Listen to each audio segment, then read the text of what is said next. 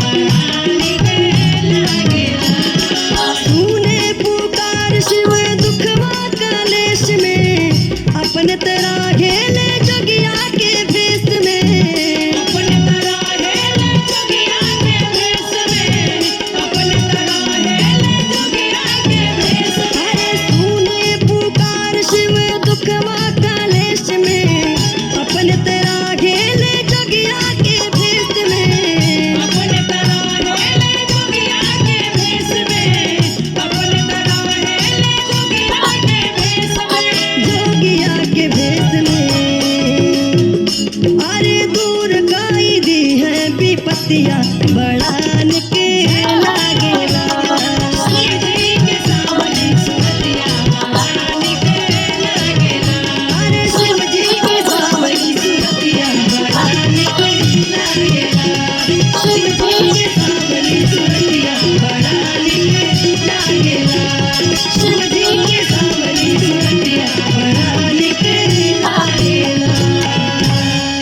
बोल शंकर भगवान की जय हो। सच्चे दरबार की जय हो।